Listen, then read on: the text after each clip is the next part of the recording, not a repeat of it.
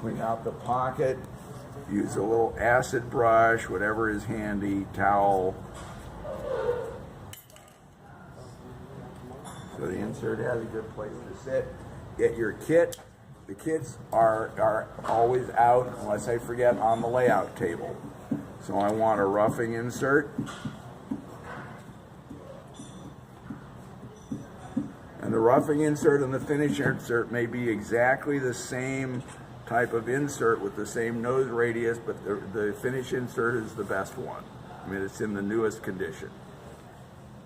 Don't use don't use an insert for finish cuts that is at all questionable.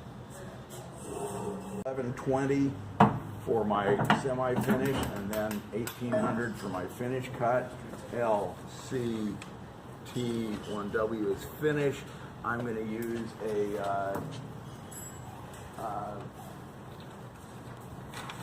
5/1000 inch per revolution feed for my semi-finish cut. We don't really call them roughing cuts because we've already roughed this, okay? And it's not a super heavy cut. With big boring bar, you do end up doing roughing sometimes. Sometimes you can't drill it out much larger than the size of the boring bar, and you have to take a lot of material off. So LCS4W. I want to know, either with calipers or with my telescoping gauge, the diameter of the hole as it exists. I want to know where I'm starting from. And it is, the drill did a good job, it's 812 thousandths. That's 13/16. So I want to do this in two cuts, a rough, a semi-finish, and a finish. And therefore, leave 10 to 20 thousandths maximum for my final cut. So I'm not going to take off 64 thousandths with this. I want to take off maybe 50. For my finish cut, I only want a tiny amount of material because I want a really good finish, and I don't want big chips or a lot of chips in there that'll scratch it up and cause a problem, because chips take up room, okay? So I want a small cut. And I know that 10 to 20 thousandths will be good enough with a perfect insert to make a really good finish, okay? So instead of 64, I'm going to take off 52 thousandths. Gets me down to 12,000. For that is the carbide bits don't like taking really shallow cuts. That's like right. Something to chew on. That's right. But a very sharp and very small nose radius, it'll do it. It'll do it happily. So I'm going to take off 52 thousandths from my touch off. Alrighty. I've tightened up my gib clamp for my compound, but I've turned the dial so that it's pulling in this direction against the direction of the cutting pressure. And now I'm going to power up. Oh, it's already touching. Hello. Okay, so I'll back it off a little bit because I want to know when it touches. Set 0, bring it out.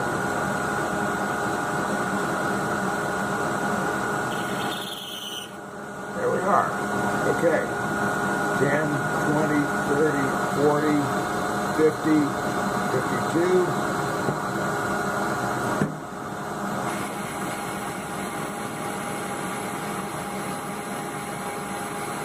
Well, damn. Hand stays on the feed lever. Yep. Sometimes the chips pile up and you gotta stop, remove it, clear chips. Okay, and at the end, I push my hand into it, and we'll be able to see down at the bottom of the hole that we bored right up to the drill point. Look at this. I like that. What? Oh, they just come spilling out when the Yeah. blade slows down. Now, if they pack up in there, if we were doing any other steel, you would get curly chips that would not come out. Okay, some of them would, some of them wouldn't. So you'd have to clear them. But you can see in there. Let me power down. Ooh, that's warm. Yeah, it is. Now, that's already been cut. I'm going to push in.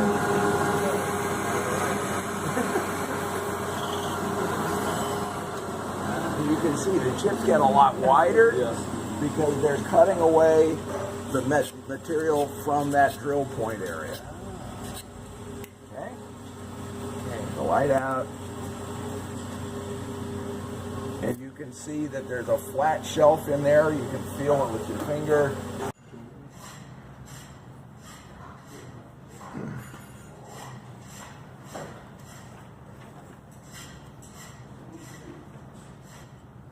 You can see I'm getting a return groove here where the cutter is cutting after I fed. So that tells me that it was doing a little bit of springing. So we'll want to take that out with our really sharp finish cutter.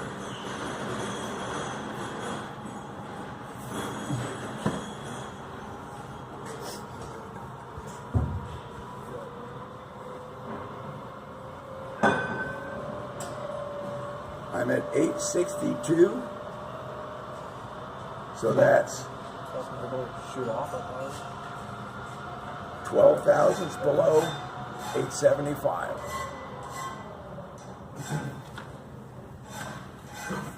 Right where I want to be. Let's have a reminder on how we use telescoping gauges. Did I do it enough times? I always check twice with a telescoping gauge because this is something in between my accurate micrometer and my part. There's a greater chance for inaccuracy. So I make it repeat. I thought you were talking about in the class. You can check 3 times just to be safe. Can I? Yeah. I check as many times as it takes to get to the same. Okay? So you put it in crooked because on an angle, this is longer. It's like you cut this on an angle and you get an ellipse, right? Now, I hate it. I start talking like Rich and Dale, right? Right? Right? And I push it, I swing it through center and beyond so that the hole squeezes the pins down to their smallest distance. Right. Now you're doing it.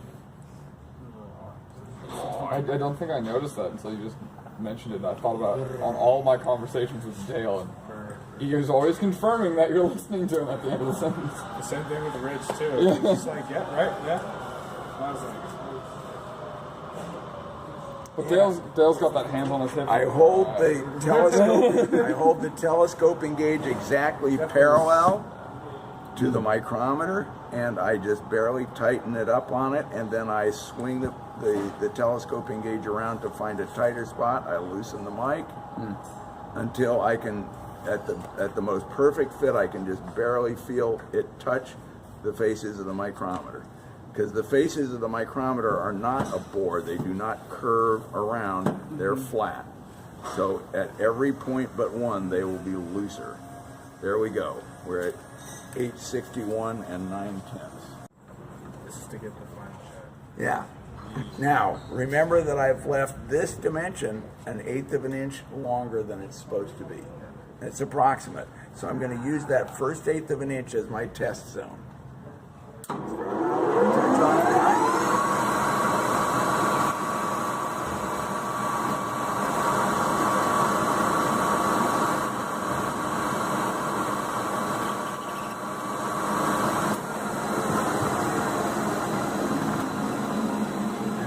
It already looks barely smoother. deep enough to get a telescoping gauge in. Okay? Now, how far into a hole do you have to get this gauge in? The entire width of the pin? half of that radius. Yeah. Notice that this is rounded, diameter. and so is this. So you have to get in a little bit farther than the highest point of that radius. And that radius is small enough to be smaller than the smallest size this can go. Okay, it's a smaller circle. So it will always be a single point of contact with the edge of the hole. Tangency. And I need to tip it in, and I need the biggest pin. Notice that one pin's bigger than the other, not to run out of room before it gets to its middle. So I like to put the small pin in first, with the bigger pin outward, snap it out against the edge of the hole, with the little pin right in against the limit of the new diameter, tighten it, and I pull the small pin out and push the large pin in so that when it becomes perpendicular, it's right there in the middle of it. Yeah. Okay? Under the mean, Yeah. because I can always make it bigger, but it's hard to make it smaller. So I'm going to come out to 140. Power up. Do it. Make another test cut.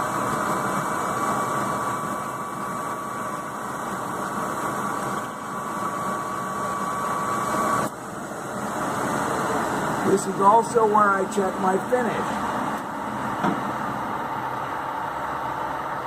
You can do that scratch and sniff test. Rub with your fingernail. It should not feel rough. Should feel very smooth. Power's off. Check my diameter. And between that first touch-off cut and this cut, there isn't enough material to bend the bar at all. So it's not going to change from my final test cut. But this is my chance to avoid cutting it oversized, which is what we desire. If it's hot or very warm, walk away for a couple minutes or spray some coolant on it or get a cup of water, dump it over it. Just cool it down to room temperature and then make your final test cut. It's already room temperature. I knew that. I'm ready to cut.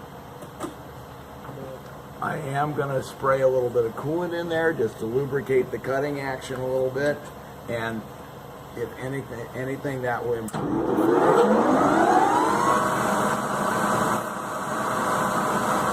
Oh, I got the coolant space into the hole. It's so great. So,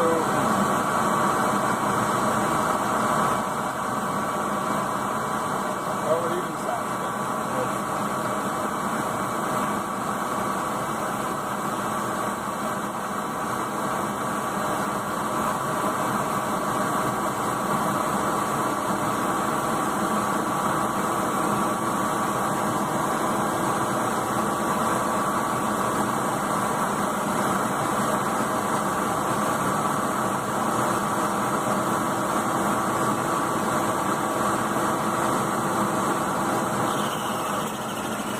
I'm going to retract the tool away from the cut.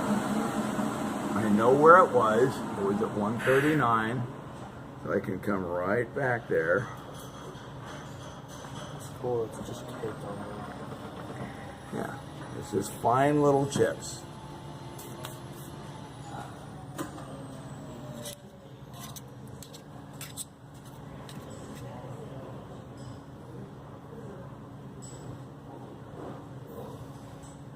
Nice smooth finish. Watch that edge.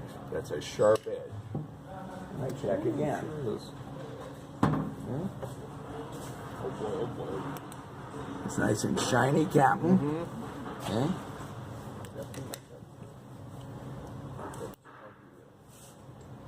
See if I screwed it up.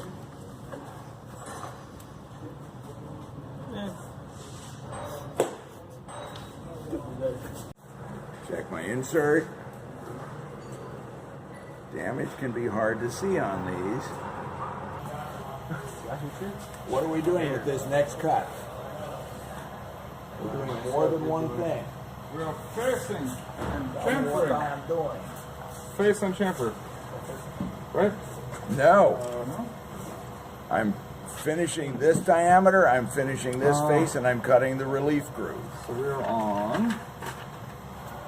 We're on step 9. I thought we're on I'm 8. sorry, step 8. I need to finish my large OD. Large. I'm still going to be at top speed. The diameter should be within 1 and 30 thousandths. I need my 1 to 2 inch mic.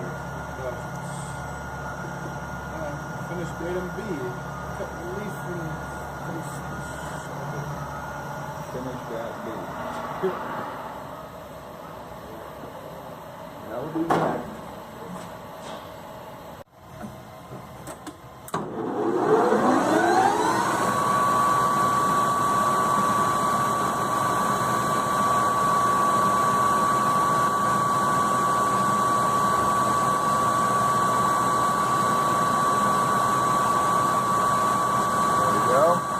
that's about 1 inch 472,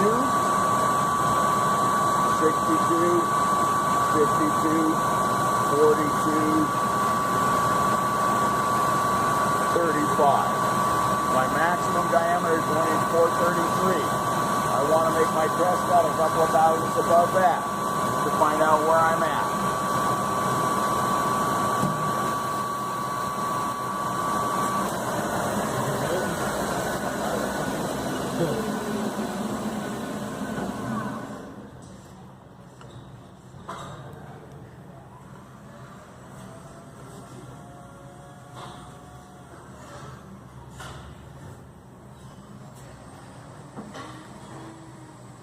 And I'm lucky because it's 431 and a half.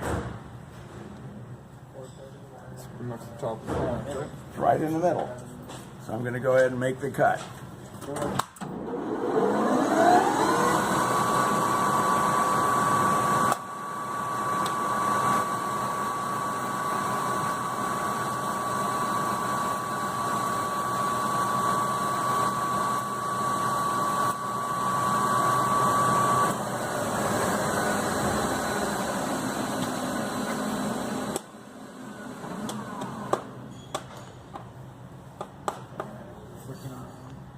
Four 31 and 4/10.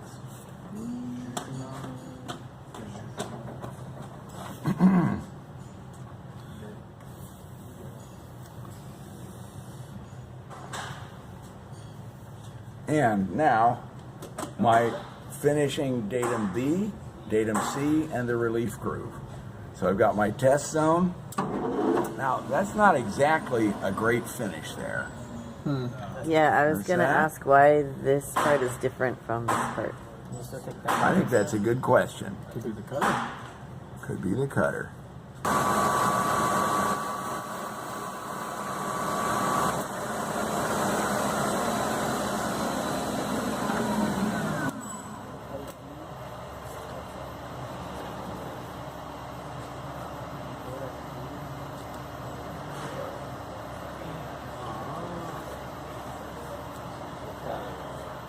When you're measuring in a narrow area like this, you got to make sure that one anvil isn't up on the edge there. You're not in the radius area.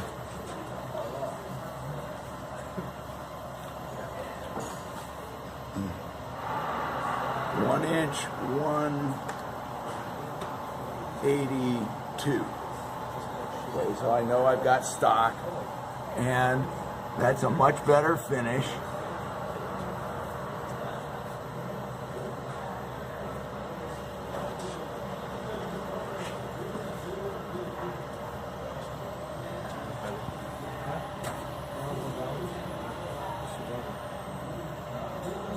Yeah.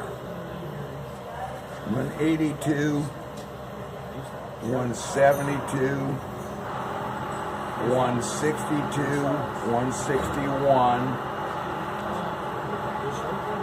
That's my mean. It's from 160 to 162. I've got to hit that.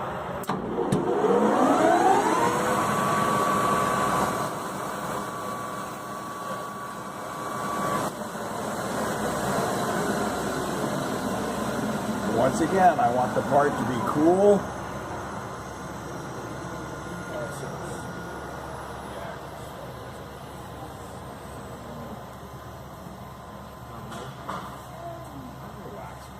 $161 and a half in the pocket. Yeah, so I'm going down the part. I'm going to stop at the end. I'm going to push into the face. I'm going to push into the diameter. I'm going to face out.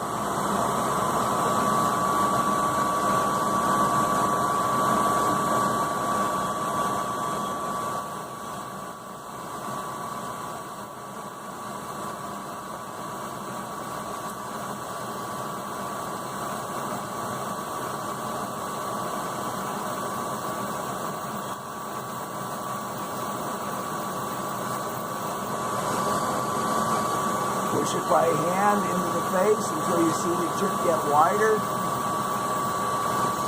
Push it in 20 thousandths. Face it out. Push can make a single smooth cut. Okay? And that relief should be about 100 thousandths wide, maybe a little bit less. Do you see it? Where's my little poker there? See that? That slants down in there, and that's a relief groove that will let a sharp corner go all the way up to that face. And you've got this nice and flat and square. I pushed into this far enough that it would just shave it as it came out. Okay? That's what we want. And we're not worried about this length yet. We don't have it yet. We know it's longer than it's supposed to be. Set a shot.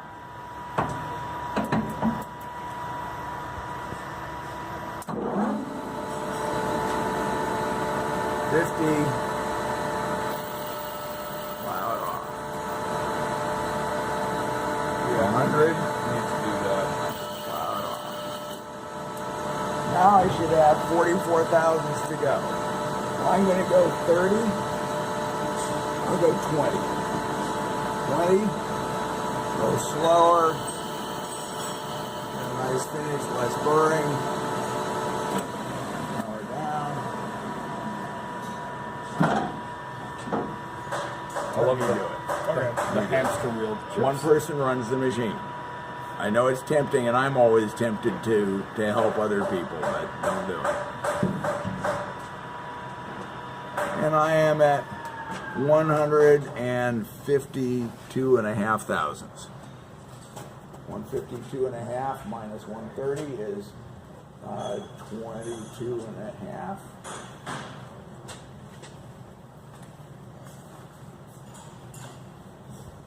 Yeah. 22 thousandths to go. So I'm going to take off all but 4 thousandths of that. I'm going to take off 18 thousandths going in, and then 4 thousandths feeding out. For burr and such. For minimum burring on the inside. I'm going to do that at a high speed, 1120. You can power feed it if you want. Would help if I did some in-feed though. What did I say, 18,000? And 18.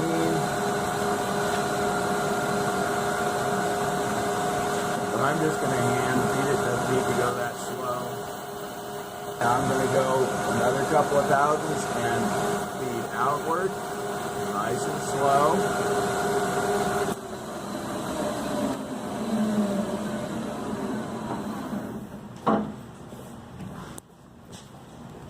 Measure.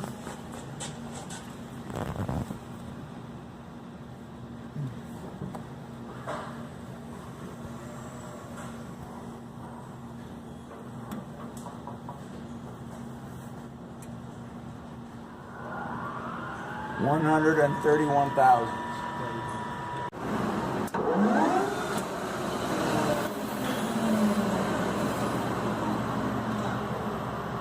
And we need to turn our compound.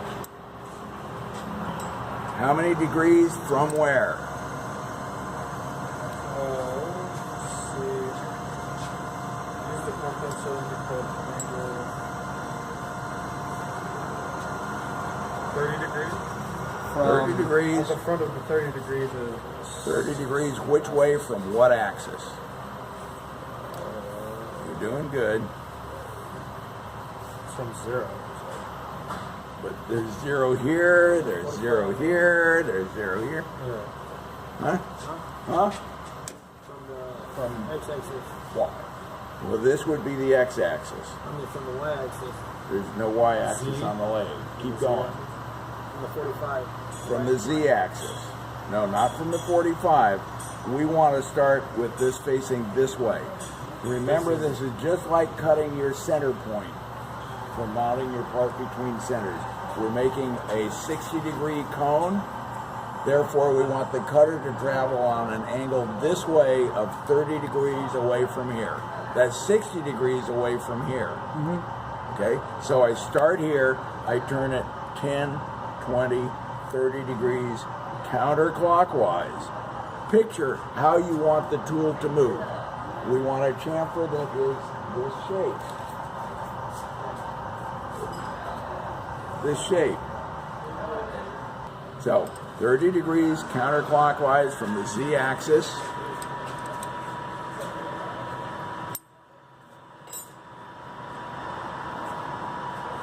Your tool. Square up the tool post.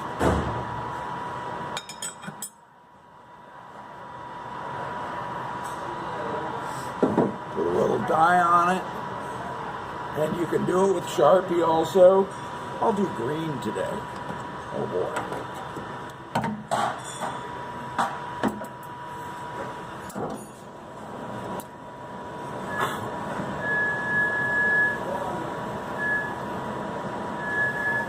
I just want color right on that edge.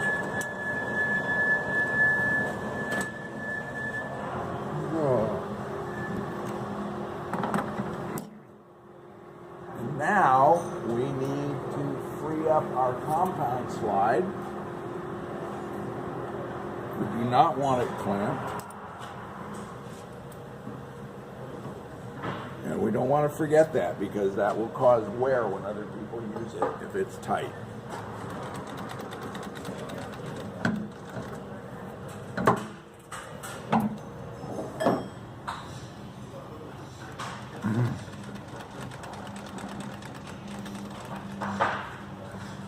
You get it very close.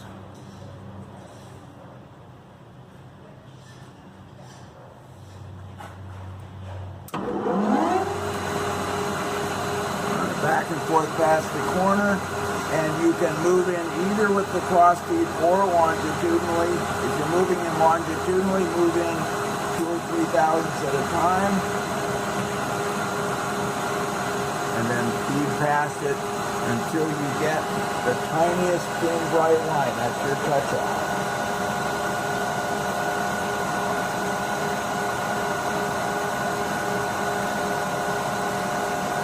We want to know when we hit that corner. Oh, there we go.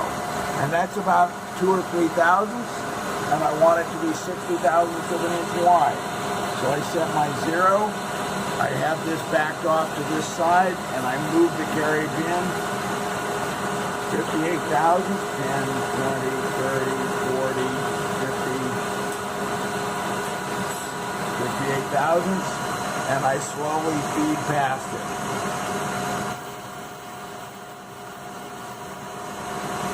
That's my chamfer. Okay?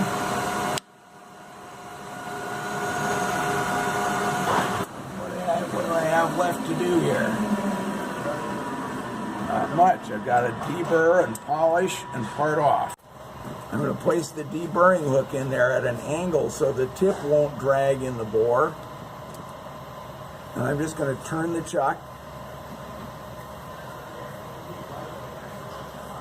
And it'll knock that burr out of there. Okay? But if it's small enough, we can go down to a hand-working speed, C or B, 300 will be fine. And keeping your fingers away from the edges, we can just polish that edge smooth. You can also use leverage to push it against the bore, do a little polishing there. It will at first coat it with rubbed away rubber like an eraser, so you have to push until it gets shiny. Let's go a little bit slow. Turn it up.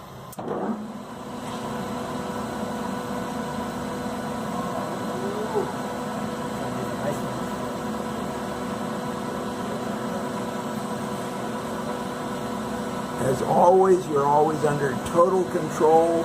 Your hands are under total control on the outside of the part, with whatever you're using. You're not free-handed.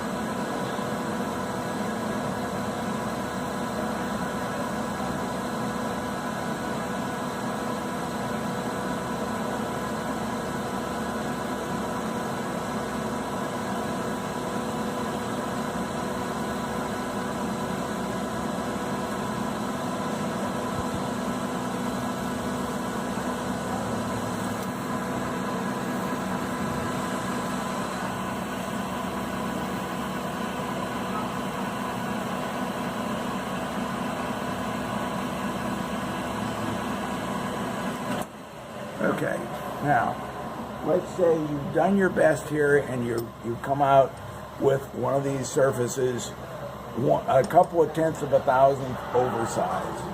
Let's say it's a tenth of a thousandth oversized. Cratex is not going to do it, and you won't be able to do it with a carbide cutter. Let's look at polishing. I'm going to fold it in half, and this is, you can think of this like a stone. If you don't use any liquid on it, it may clog up. It'll still work, but you can use it dry or wet. And use it by just applying finger pressure. Watch out for the edges of the part. And if your surface is a little bit too rough and the Cratex won't make it as smooth as you need it to get that 32 micro-inch finish, you can do it with this. Okay, we want to get it cut smooth, but if we're not succeeding for one reason or another, you can get it down smooth enough and reduce the size a little bit with this crocus cloth. If I spray a little bit of coolant on, it emulsifies the chips. Just like a file, you can load up the paper. Yeah. It makes it all goopy, but it does a nice job of polishing.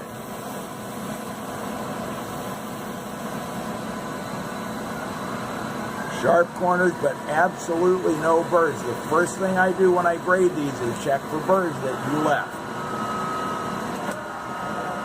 And I mark it down. If there's any burr anywhere.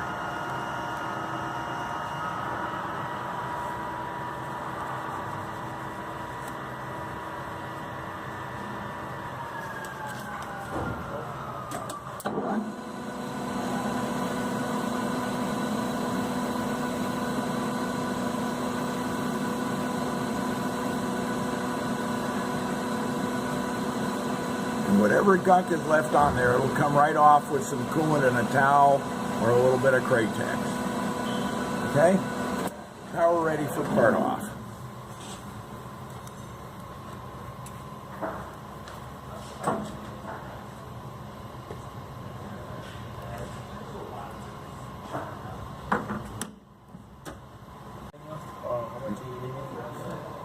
I'm trying to leave 50 thousandths of stock on here for facing. The exact amount is not critical. We just need enough for our second operation. Face that for one. Okay, and I'm up close to the chuck here, but I'm clearing it. And I'm at 440. We can do it at 680 RPM. Do we need something to catch it? We do indeed. We're going to use this. Note, the tip of this fits very nicely in the point of the drilled hole. Okay, so here we go.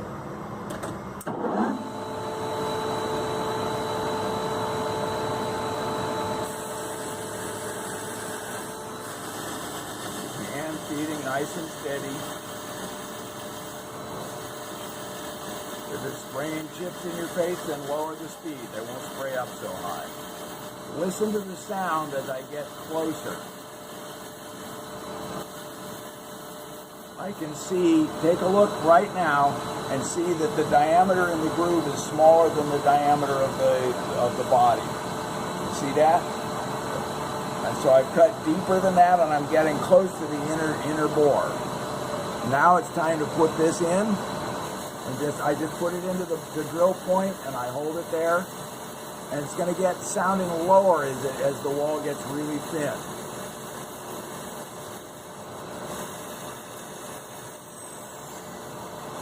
Hear that? It just drops right off. Part will be warm, and it will leave this little razor thin rim. I highly recommend that you not take that off with your fingers. It will just fold right off if the tool is sharp. Okay? That's as far as I'm taking you. We'll do a separate demo for the soft jaws. When the first person gets 2 good bushings, we'll demo the soft jaw setup.